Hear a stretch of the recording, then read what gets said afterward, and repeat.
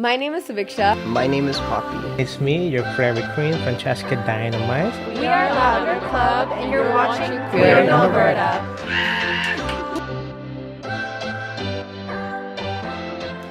Welcome back to the Queer in Alberta podcast, the podcast where I talk to 2S LGBTQIA+ Albertans to share their stories. My name is Kelsey, but you can call me Kels. I am a queer Filipino-Canadian, and I film this series right here on Treaty 7 territory in the city of Lethbridge, Alberta, home of the Blackfoot Confederacy, as well as the Métis Nation Region Number 3 of Alberta. Besties, I am so just happy to be having this conversation with our guest today. I think you might recognize who he is. He's all over TikTok, all over social media. Welcome, Kairyn Potts. Hi, Abawashte Tanse. I'm so excited to be here. I told my girlfriend that I was interviewing you today, and the first thing she said to me was like, Kelsey, you better do like your eye makeup or something. Like, You know, I was gonna get all dolled up and do the whole thing, but then I remembered we're talking about Alberta. Today we're being Burtons. And so it's true. I was like, You're I'm gonna wear flannel, plaid. I'm gonna sheer. wear. Yeah. What an incredible podcast topic. I feel like there aren't many. There's not much representation for Albertans who are queer. Because to me, I don't know why, queer and Alberta don't really mesh very well together in my experience. So thank you so much for having me. Thank you for saying that, because that's totally why this series kind of started. Definitely feeling those themes of isolation on the Canadian prairies, so I'm glad that it resonated, and we're so lucky to have you on the show today. Would you mind maybe sharing your pronouns with my audience? Sure. So I go by he, him, they, them pronouns, and I identify as Two-Spirit Indigiqueer. And you know, I wanted to just tell you, Kai, when I first met you a few months ago, we worked an event together, and when you introduced yourself as Two-Spirit and said your pronouns were he, him, it was actually kind of a learning moment for me. I realized I'd kind of internalized this idea that Two-Spirit folks maybe used he, they, or they, them pronouns, because everybody that I know and that I'm friends with, they all kind of do that. And it was just like this nice, gentle reminder of, hey, this identity has so many different ways that it can look.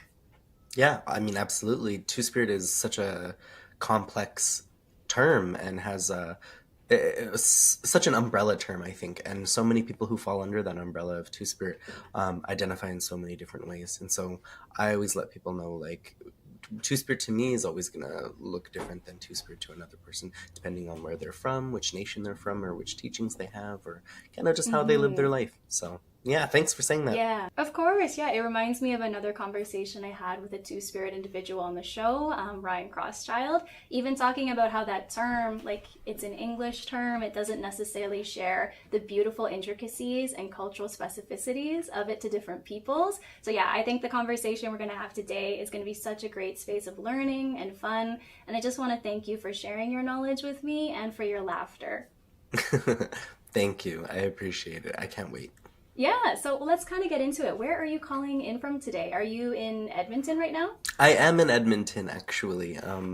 Yeah, I was born and raised in Amiskwacîwâskahikan, or Edmonton. I'm originally from Treaty 6. I'm from the Alexis, Nakota, Sioux Nation, and also from Paul First Nation, which are about an hour out from Edmonton, on the kind of west side of central Alberta. So I grew up in this area pretty much my entire life, and then I've been living in Toronto for the last 4 years, but I'm back home for 4 months during this time, just because of some family situations and some obligations that I have over here. How does it feel? I'm just immediately curious, like, how does it feel to be back on your homelands, back home after being in the big city? I realized quickly that not much changes.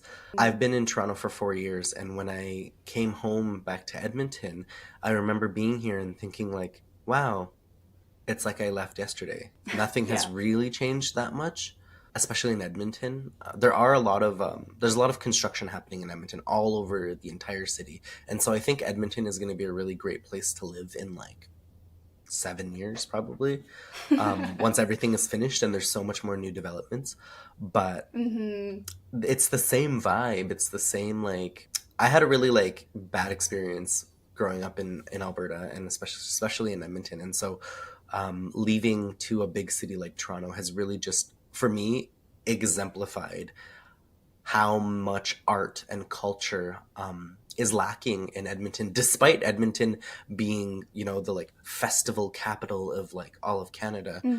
It doesn't feel like that, because it feels like those festivals and those events and that culture is sort of concentrated in one area, which is like White Avenue. Can be very vibrant and very colorful and very accepting from like Monday to Thursday, but then from like Friday to Sunday, it's just a drunken, crazy, dangerous street full of young, majority white, drunk people. That's kind of it. I'm just like, I don't know, being in Toronto really made me realize that there's more to having a inclusive and colorful city than just some festivals here and there. It's totally a way of life. It's a way of being, and it's a culture on a provincial side that that Alberta clearly has a culture. It really does have a specific way of being if you're an Albertan, and they take pride in it, and there's memes about being Albertans. And that's what I've realized. Not really much changes. You can add, you can put a couple of pieces of glitter on something and it's not going to change really what it is. That's so interesting that you say that, like the memes about Alberta, because I think that we know them, we recognize them, and then you and I are here as Albertans with a totally different experience of what that identity is. Yeah, well, it's just like being on the outside looking in and feeling alone, even surrounded by other people. That's how I always felt growing up as an Albertan. And I grew up in one of the biggest schools. I went to high school in one of the biggest schools in Alberta, which is Ross Shepherd, which is the same high school that Wayne Gretzky went to. And it's like known as like a hockey academy, and like really... there we go. It's like really a big deal. It's like a really big school. I remember we had like 3,600 kids at our school. And being there and having only like 10 of them self-identify as Indigenous was really telling of like the state of our society, especially in Alberta. It's like I just felt very alone all the time, and I didn't really grow up with the culture of like being a hockey boy and being like a small town farmer kind of boy. Like I grew up on the res, I grew up in foster care. For me, I always just felt like I was in the bleachers watching the game. I was never a part of the game. You know what I mean? And I didn't really even want to be in the bleachers either, because I had no interest in it. But that's really how it feels, and it sucks because I remember not being like super proud of like Alberta beef and like oil country and like all of these things that Alberta is like so proud of. I experience Alberta in such different ways because I view Alberta based on treaty territories and communities and nations. Whenever I think about Calgary, I don't think about, oh, Calgary, like, you know, like the Peace Bridge and like the this is and that's and the Stampede and like that. I don't think about that. I think about like, oh, Calgary, that's the like meeting point of like the Sioux people and the Blackfoot, and you know the Treaty 7 territory is home to like Dene people, and like I think that way. And so I think it's just a different culture, really. When you grow up as a queer person, especially as an Indigenous or BIPOC person in these spaces, you really don't you aren't invited into the party usually. That resonates so much because we grew up in different places, different environments and experiences, but I also come from a really small town environment. I grew up in like the Bonnyville Cold Lake area, and now like as an adult, I recognize that's Treaty 6 territory, and like learning what peoples, what lands, these things that you're speaking about.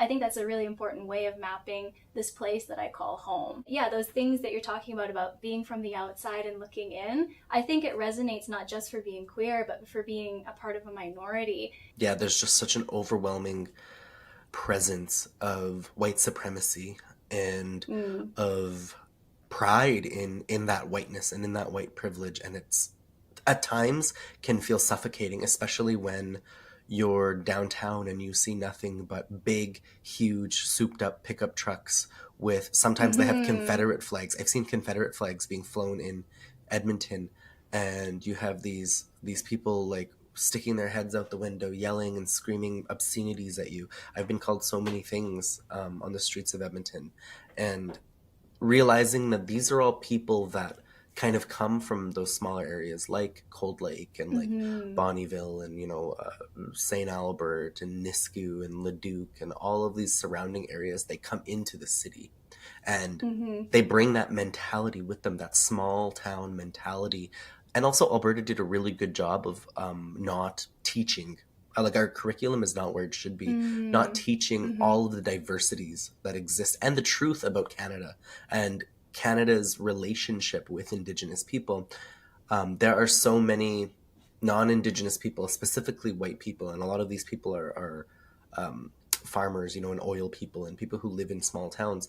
They just don't have the same education about the land and about the original inhabitants and keepers of the land. And so I'm not surprised that, when they come into Edmonton, a lot of our communities, a lot of our neighborhoods are named in Cree because Cree is like the most spoken Indigenous language in Canada. But in Amiskwacîwâskahikan in particular, in Edmonton, it's unceded, unsurrendered Papa's Chase Cree Nation territory. And that is being honored a little bit in the sense that the Edmonton City Council is trying so hard to name everything in Cree. But it's kind of funny. It's like so ironic because none of these white people who live here care at all to even say it properly. They just give up. That's where the learning stops. That's where the activism stops. It's like, okay, we named this one area Ermineskin. No one's saying it properly and no one really cares why it's called Ermineskin. And they're annoyed that they can't say it properly.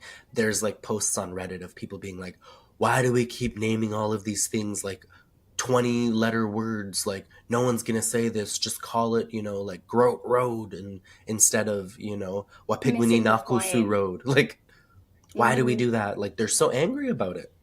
Yeah, and I really, when I hear that frustration, I think sometimes it comes from definitely ignorance and resistance to change. But I also think sometimes people, even like I'm on Blackfoot territory, and when we try to pronounce Blackfoot names or places, sometimes it's not easy if you haven't come from that vocabulary. But even myself, I really made a conscious effort to listen to my friends and ask for advice on how to pronounce things, because it really doesn't take that much effort on my part. I heard a thing that was like, if you can say Beethoven and Tchaikovsky and all of these things, then you can say Ermineskin or Gasketeo or Amiskwacîwâskahikan.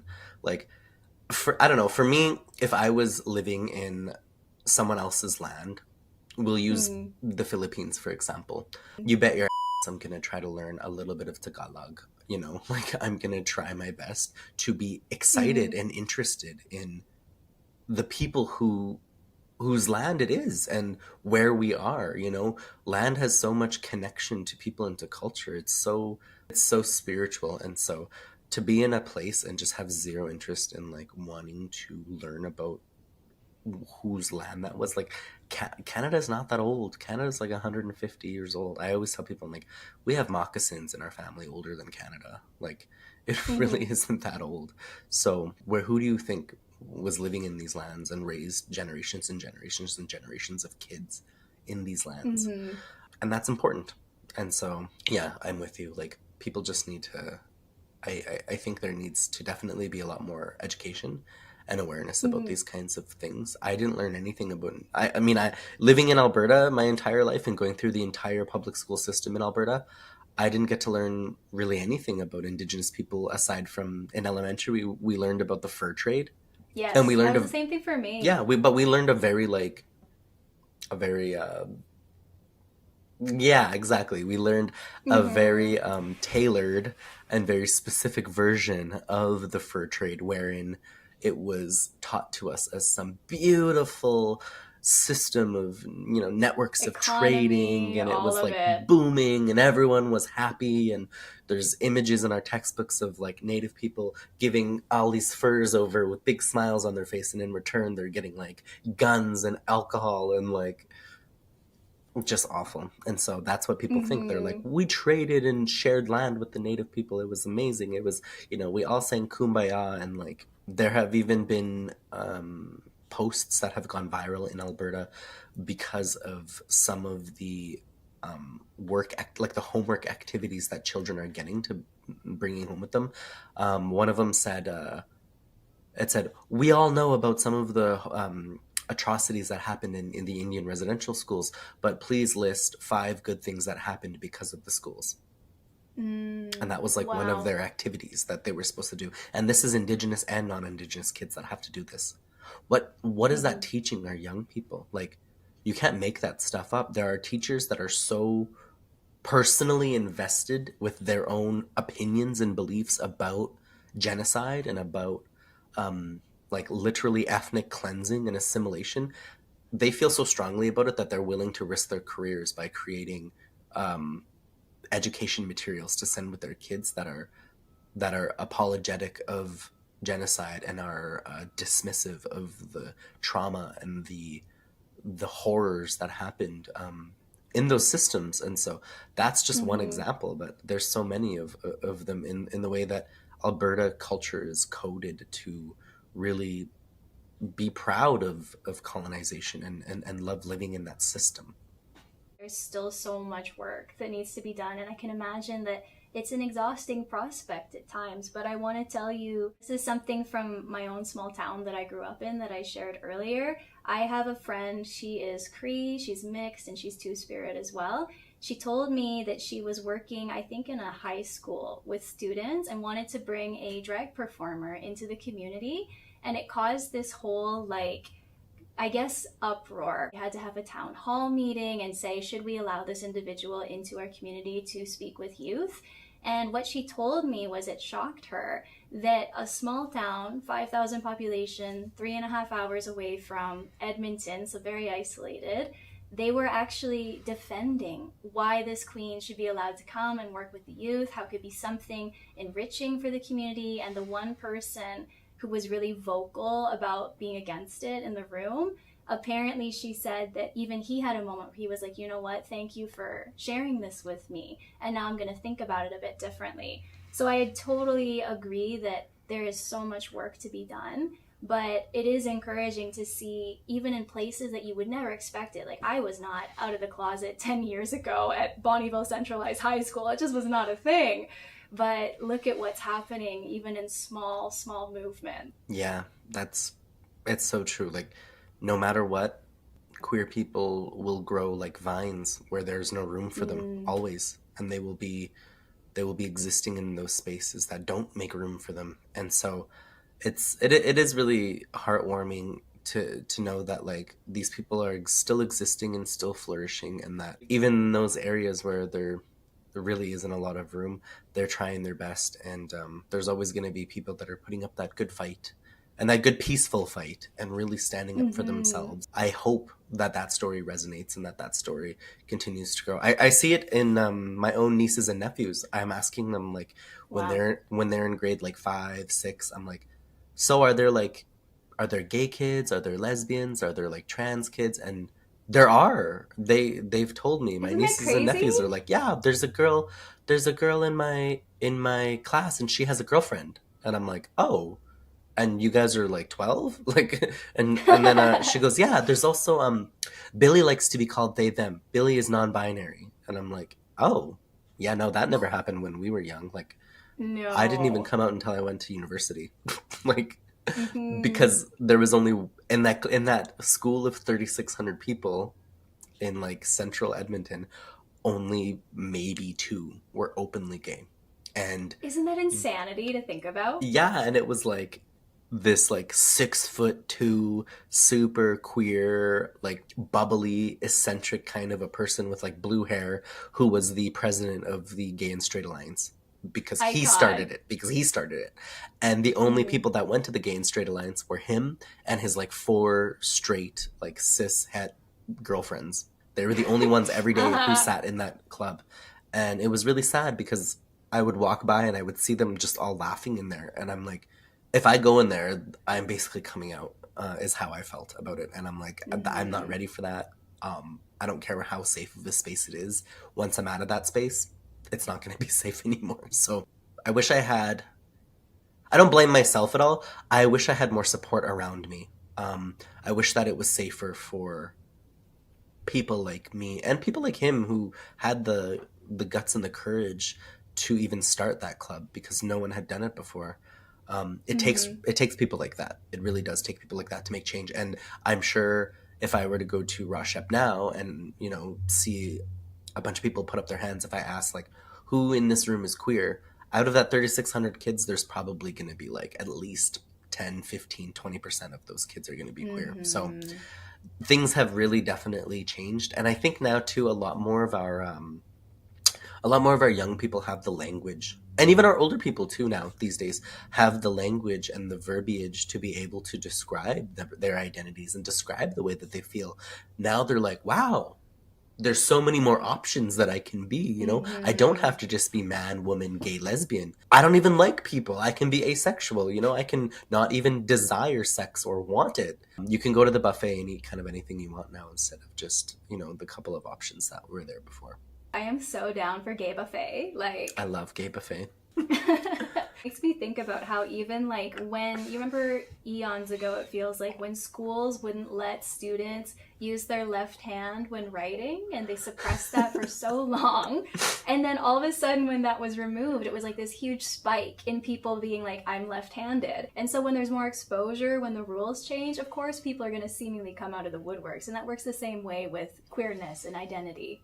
Yeah, and now we have queer actors, queer pop stars, we have queer MPs, we have queer influencers, we have people who are in the media, people who are getting a lot of attention and who are using their voices, who are openly queer, they're openly trans, they're openly non-binary, and that representation is lifting, you know, that tide is lifting so many of the ships of our young people who would never have even uttered those words or taken that identity on for themselves if they didn't see somebody being successful and being happy who also identifies that way. I immediately have to tell you that I also acknowledge you as doing a lot of that work too, you know, like with your presence on social media, with your outreach, especially with your passion for working with youth in particular. Like, you are definitely, I think, filling that role for a lot of people. And it even reminds me of one of the first TikTok videos of yours that I ever saw. I don't remember all the details, but it was the Mean Girls one. And you say that somebody has like the biggest something in all of Treaty 6. I can't remember what it was. Oh, yeah. She's the most cooked girl in all of Treaty 6. That was me. I was talking about myself because I was in a wig. But I was playing the Karen Smith character. But I was being Kairyn Smith. Yeah, that's just something funny that we say as like Native people in Treaty 6. We always call each other cooked when we mean like wow, you're really airhead, spacey, like what people I guess would call blonde. Like, you're so blonde. Like that stereotype of just being like kind of a ditz. Like, she's cooked. Like she's so cooked. And so I always make jokes about that. The most cooked girl in all of Treaty 6. Like, I'm getting all of the background, so thank you. Now I can actually understand what's going on in these videos. I love doing that. We have to have our own like slangs and our own just ways that we talk to each other, our colloquialisms, our little like expressions. And then I think really like that comedy and that laughter is such a vehicle for education, because I have so many people who are just like you who come up to me and they're like, hey, I really love that video, but what does this mean? Right? I'm like, can I get invited to the club to know what it means? Yeah. And I'm like, it means this. And they're like, oh, that makes so much sense. I would have never thought that. And, you know, that makes me think again of language, because I was prepping for this interview and I watched, you gave such a beautiful talk. It was at, I think, the Trans Plus, is that right? Summit? Yeah, the Trans Plus Summit. Yes, I was watching it and I was really like listening to you when you were speaking about, again, two-spirit identity and language, and how one day you said you would like to introduce yourself to people and say that you are Winkte. Am I pronouncing that correctly? Yeah, of course. I would really love if this podcast could be an opportunity for you to continue to share what that term is and where it comes from and what it means to you, so more people can understand it. Totally. I learned about that term 3-ish years ago in my two-spirit journey. And so my community is from the Paul First Nation and also from the Alexis, Nakota, Sioux Nation. And the language that we speak there is called Ithka or Ithkabi. And it's Stony. It's called Stony, or it's an Assiniboine language. And the reason I say Assiniboine is because Asini mean in like the Algonquin rooted word, asini means stone or rock.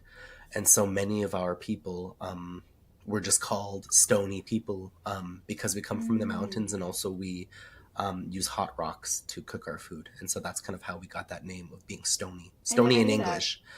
But in our own language, we call it ifka or iska. We speak this dialect. It's a Siouxian language. It's a part of the Siouxian language family, Nakota, Lakota, Dakota. And many of the words that we use in our Nakota language, or Ithka, is different than down south in Lakota languages and Dakota. Many are the same, but it's obviously a different dialect. It's a different language. And so I was looking through all of the different terms and all of the phrases that they use to describe queerness. And one of them that continuously came up was this idea of Winkte. And I looked into it a little bit more, and it comes from the root word wia. And wia is a word that we use in our language too, to mean woman. And so, for example, my niece, who's 22, I was there when she was born, and my grandma named her Wia Washte. And washte in our language means, and sometimes we say washtano, but washte means like something is really good, something feels really nice, it's really beautiful. So Wia is just like a girl or a woman. And so they called her Wia Washte, which means like pretty girl or like beautiful girl. And so learning about this term Wiankte or Winkte, it really kind of loosely translates to somebody that moves through the world kind of like a woman would move through the world.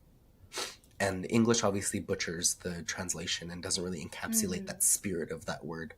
But looking more into that word, I realized that in many of our Sioux cultures, Winkte people were quite revered and had very specific and powerful roles in the community of being people that kept folks together and were a lot of the times used as mediators or counselors because they had these different perspectives. And you're going to notice that if you do some research into Two-Spirit, in many different nations, that same theme of two-eyed seeing and of different perspectives and shifting, the status quo and giving people insights that they wouldn't have normally have because we have perspectives that are different and we grow up in a different place in society. So we have different vantage points of seeing things, and we harness that masculine and feminine energy. And I've definitely noticed that that's true in my world and in my life. And I was told that I was Two-Spirit by my elders a long time ago when I was 4 years old, before I even was gay, before I even was like liking anybody. It wasn't about whether I was gay or not. It was about me being a Two-Spirit person because they knew that I was. They felt that I was, and what I was doing in my family. I was walking around in heels and a dress and, pretending my mom's hair was my hair. And they would see these things and they would say, oh, Kai is moving through the world kind of like a woman would. And it's very obvious that even though he's 4 years old, this is who his spirit is. This is who his path is. And so they would just constantly call me Two-Spirit. And then I really craved a word that wasn't English. It wasn't a colonized English term like Two-Spirit, to be able to really connect back with who I was as a person.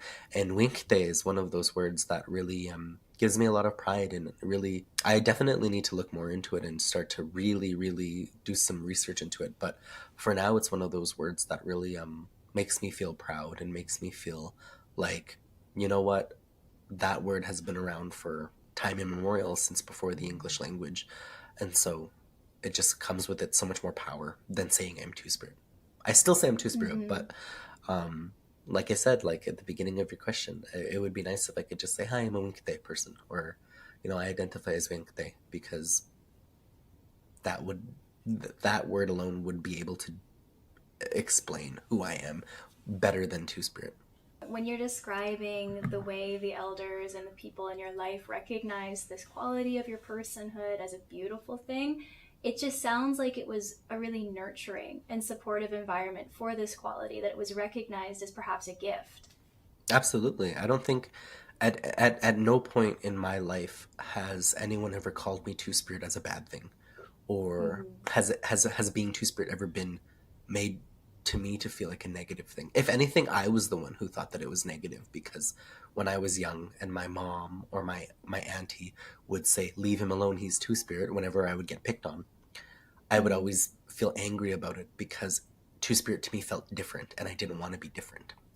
And so I was really the only person, because of my own perceived, internal homophobia or just fear of being different. I didn't want to be different. And so I think that that's the only negative thing that really came out of two-spirit identity. But as I got older and I was like 17, 18, I really started to lean into that idea of being two-spirit. It was just nothing but love, and it was nothing but just learning and blossoming. That's a really good word.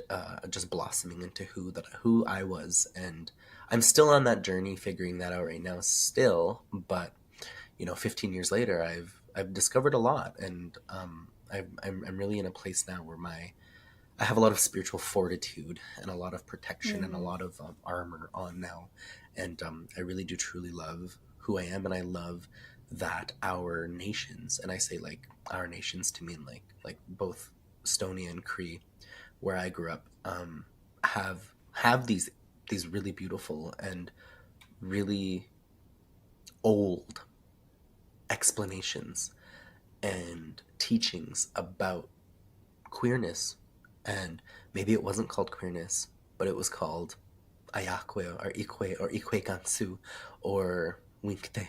And listening to the old people talk in the language and tell us, like, we call the two-spirit ikwe gansu, because he's the one who has both the masculine and the feminine. And like them just explaining these things, I'm like, oh, so it has existed for a very long time. And listening to even elders who are not two-spirit talk about two-spirit identity is really interesting too, because they tell me, like, yeah, we've always had these people in our communities.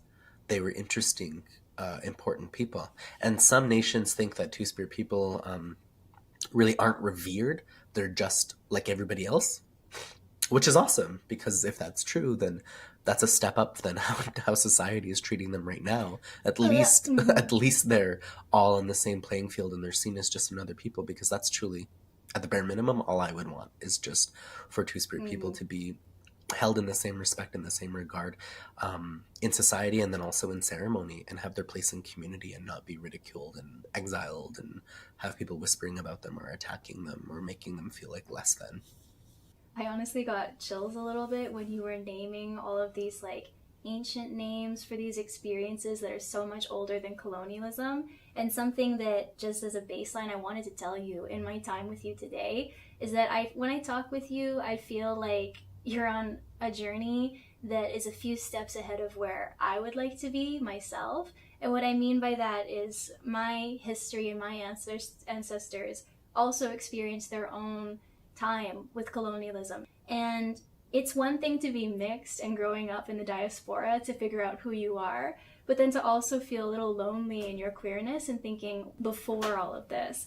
So when I hear you doing this research and connecting to culture, I want you to know it truly inspires me, and I don't think that I'm the only person that feels this way, Kai, because that's so that journey of decolonization, that's something that I'm going on for myself, and seeing you with this knowledge, it just really inspires me. That's so sweet. I really appreciate that. And I remember I was at an event, and there was somebody there who was a Filipino person, and they were queer, and they told me about this term. I think it was at the Trans Plus Summit. They were a speaker who spoke 2 slots before me, and I saw the topic or the title of their keynote, and it was like Filipino X queer identity or something like that. And I was like, I gotta watch this. Wow. So I snuck in and I watched it, and that person who was speaking had this word in Tagalog, and I want to say it started with a B, but they identified that way.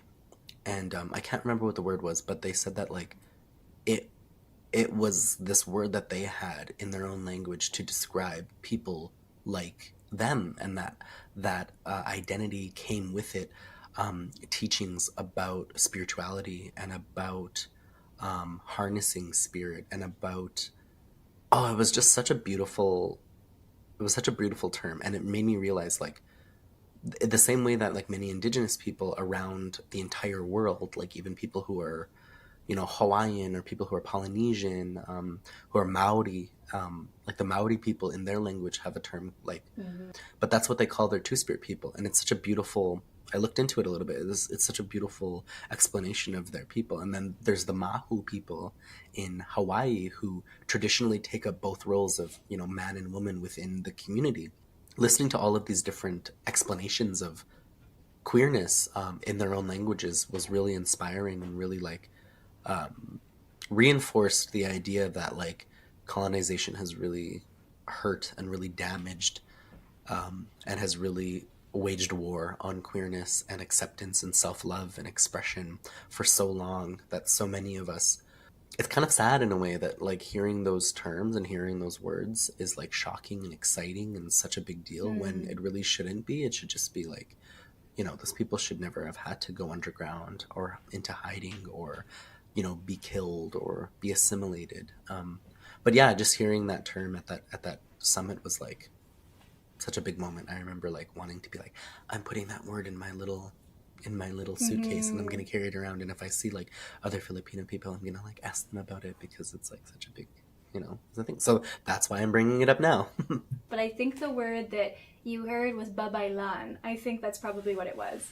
To what I remember, it's an individual in the community that had a lot of prestige and power and influence because they had those characteristics of like queerness in the sense of maybe gender fluidity, spirituality, kind of similar like that. And it's different than bakla. Bakla is gay in Tagalog, yeah. I knew that they were different things, and I was like, I don't want to screw this up because I've had people call me bakla. I've had lots of Filipino friends call me bakla, and probably like, hey bakla. Yeah, like it never was like venomous or anything. It was just like, no, what's up, that bakla? means they kiki with you. Yeah. And I'm like, hi. I'm like, is that my nickname? They're like, it's everyone's nickname. And I'm like, oh. They're like, that's just what we call each other. And I'm like, that's so good. Funny. You're one of us. Yeah, I learned so many random Tagalog words from my Filipino friends because they speak, even when they're speaking to me and I don't speak Tagalog at all, they speak half Tagalog and half English to me. And I'm Taglish, yeah. Yeah, they'll be like speaking and then at the end they'll add like po all the time, or they'll be like kuya or like pogi, or like they'll just throw in random Tagalog words, and I'm like, listen, I understood 90% of that sentence, but I don't know what that word is. And then they have to translate it to me. But then next time they say it, I know what it means. Well, you know what? If you're getting bakla and po and pogi, those are all good ones. So you know good. You're with good company. Yeah. Pogi, you know what pogi means, right? It's like handsome, right? You got it. Yeah, like guapo. Basically, yeah. Well, I speak Spanish, so it really helps me in learning Tagalog. I'm not learning Tagalog, but it helps me to understand a little bit of Tagalog. Maybe a little bit, maybe indirectly, at a very slow pace. I am learning a little bit of Tagalog. I know. I feel like. Yeah. I feel like I don't truly know what that means. Maybe we. You gotta really enunciate it, like that. I remember not truly knowing what that meant and people having the same reaction that you're having. And I'm like, oh, did I say something bad? Like, what's going on? Like, you guys all say it. No, I'm going to say it too. you just said you were handsome.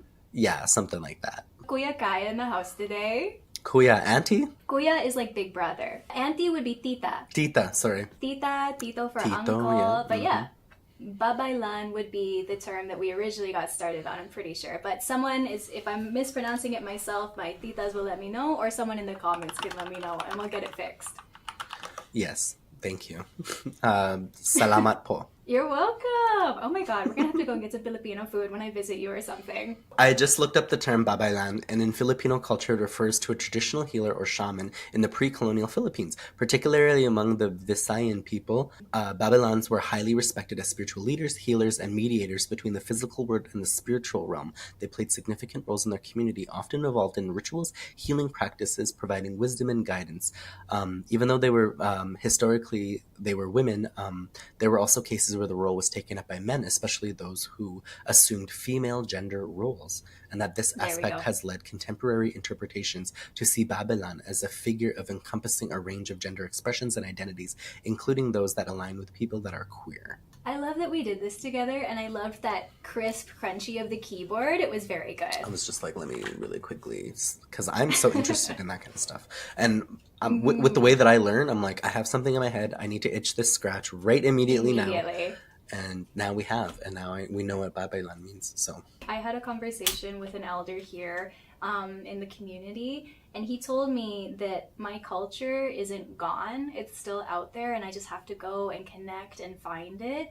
And I just think the fact that we were able to do a little bit of that right now, slay. So slay. And also, I like using the word with young people. I don't talk about dying languages and extinction.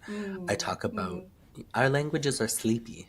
Our culture's a little bit sleepy, but we're going to wake it up. Don't worry. Like, what we're doing right now is we're waking up our culture, we're waking up our language, getting ourselves used to saying it again and being in it. And it's going to come naturally because blood memory is a thing.